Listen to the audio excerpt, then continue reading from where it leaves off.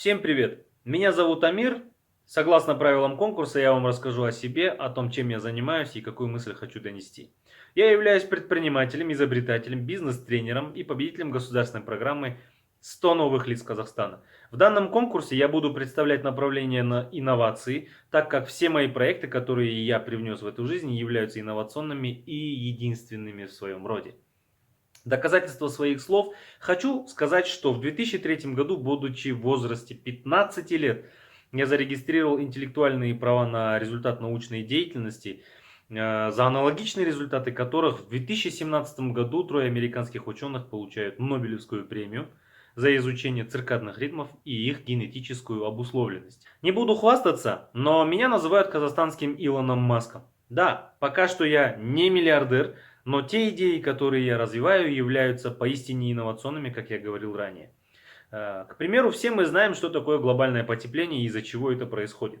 Я изобрел единственный в мире сухой модульный трансформатор, который позволяет снизить потери электроэнергии в сетях в 625 раз. Представьте себе, что для доставки 100 Вт электроэнергии до потребителя энерговырабатывающая станция сожжет меньше топлива, следовательно образует меньше выбросов в окружающую среду, так как потери во время транспортировки будут снижены. Говоря простым языком, на примере автомобиля, для того, чтобы преодолеть 100 километров пути, автомобиль потратит в 625 раз меньше топлива. Представьте себе это на глобальном уровне.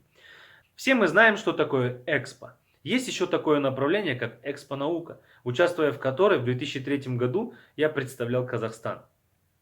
Знаете, что меня больше всего тогда удивило? В то время никто ничего о Казахстане не знал. И тогда, когда у меня спрашивали, откуда ты? Я говорил, Казахстан. И мне говорили, Пакистан? Кыргызстан? Называли все, что угодно, но только не Казахстан. И тогда я задался целью, что я сделаю как можно больше прорывных инновационных проектов, чтобы заявить громко на мировой арене о Казахстане, что такое Казахстан и кто такие казахстанцы.